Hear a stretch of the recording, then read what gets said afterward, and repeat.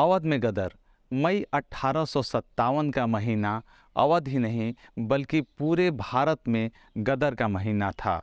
दिल्ली में क्रांति की बिगुल बज चुकी थी और इसके पहले ही बैरकपुर में मार्च 1857 में मंगल पांडे ने विद्रोह कर दिया था। तो अवध में गदर की कहानी शुरू होती है 1851 में। लॉर्ड डलहौजी ने एक पत्र में जिक्र किया कि यह चेरी अब हमारे मुंह में गिरने वाला है। अवध का महत्व इतना ज़्यादा था कि वह इसे चेरी के रूप में समझते थे। यहाँ के नवाब वाजिद अली शाह के ऊपर कुशासन का आरोप लगा करके उन्हें सत्ता से बेदखल कर दिया गया। इसका परिणाम ये हुआ कि यहाँ की जनता जब दर बदर किया जाने लगा नवाब वाजिद अली शाह को, तो जनता उनके पीछे पीछे दौड़ते दौड़ते कानपुर तक गई और नवाब के बारे में कहा कि अंग्रेज बहादुर आइन मुल्क लय लिन हो। ये पूरी की पूरी लोकोक्तियों में और यहाँ के गीतों में इस प्रकार की पंक्तियाँ छा गई। अर्थात ये गदर इतना भयंकर था, भयंकर मारकाट हुआ भारतीय विद्रोही सिपाहियों के बीच में और अंग्रेज़ों के बीच में। यहाँ तक कि वहाँ अंग्रेज़ों के गवर्नर लॉरेंस विद्रोह में मारे गए।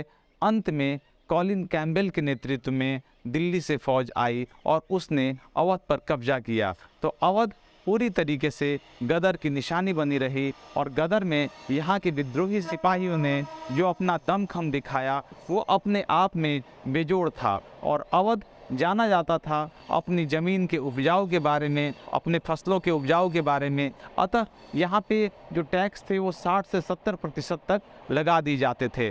बात है मिस गवर्नेंस को लेकर के, तो इसमें नवाबों का कोई भी रोल नहीं था, क्योंकि पहले ही वेलेस्ली के द्वारा जो सहायक संधि यहाँ लागू की गई थी उसके आधार पर यहाँ पर रेजिडेंट रखे जाते थे और रेजिडेंट का पूरी तरीके से यहाँ के कानून और शासन व्यवस्था में दखल था। इस कारण से अवध अपने स्वतंत्रता के हिसाब से यहाँ कुछ भी नहीं कर सकता था और पूरी तरीके से अंग्रेज़ों के ही कहीं ना कहीं इनडायरेक्टली कब्जे में था। इसलिए यहाँ पर विद्रोह होना लाजमी था और यहाँ के विद्रोहियों ने जो दमखम दिखाया ब्रिटिश राज और ब्रिटिश सत्ता के खिलाफ, वो इतिहास के पन्नों में दर्ज है। इमामबाड़े पे नजरें टिका लीजिए, ऐतिहासिक गदर की कदर कीजिए, जहाँ नवाबों के किस्से से हो रूबरू, मुस्कुरा दीजिए ये तो है लखनऊ।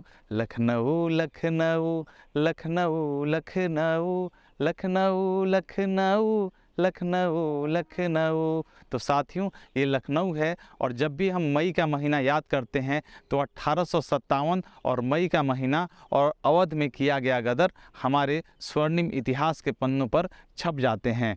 तो अवध का एक बहुत बड़ा रोल रहा पूरे के पूरे गदर में। और यहाँ के नवाब और यहाँ के जितने भी जनता थी, ज़मींदार थे, ताल्लुकदार थे, सब ने इस विद्रोह में, और विशेष करके यहाँ के सिपाही जो विद्रोही सिपाही थे, उन्होंने अंग्रेज़ों को, फिरंगियों को बाहर निकालने के लिए हर संभव प्रयास किया और गदर में बढ़ चढ़ करके हिस्सा लिया। साथियों, बहुत कुछ बताती है ये इमारतें, खंडहर और कब्र। दरअसल इन इमारतों को देख करके हम इतिहास के उन पन्नों तक पहुँच पाते हैं जहाँ पर कुछ घटनाएं घटी थी और उन्हें उकेरा गया था।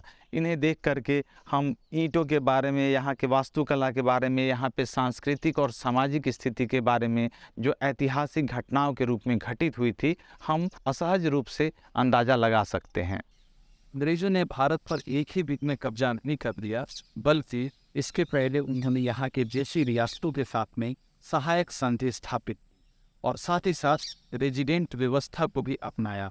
सहायक संधि वो संधि थी जिसके अंतर्गत भारत पे राजाओं और नवाबों की सारी सैनिक शक्तियों को ले लिया गया था एवं अंग्रेज अपने सैनिक नियुक्त करते थे और रेजिडेंसी व्यवस्था में एक अंग्रेज रेजिडेंट नियुक्त करते थे जो राजा के अंदरूनी मामलों में हस्तक्षेप करते थे एवं राज्य की कानूनी व्यवस्था रेजिडेंट की ही सलाह पर राजा निर्णय लेता था। ये रेजिडेंट व्यवस्था और सहायक संधि भारतीय राजा की और भारतीय रियासत के राजाओं एवं अंग्रेजों के बीच में झगड़े का प्रमुख कारण था। ये भी एक सबसे बड़ा कारण बनता है 1857 के क्रांति के विद्रोह से बिगुल को बजाने के लिए। सैनिक विद्रोह तो ये था ही था, साथ ही साथ राजा एवं जमींदार एवं साथ ही साथ जो ताल्लुकदार थे इस व्यवस्था से नाखुश। तो साथियों, इसी तरीके से इतिहास के कुछ नए पन्नों को हम उकेरने की कोशिश करेंगे और खंडहर एवं इमारतों के माध्यम से आपको इतिहास की कुछ कहानियों को भी बताने की कोशिश करेंगे।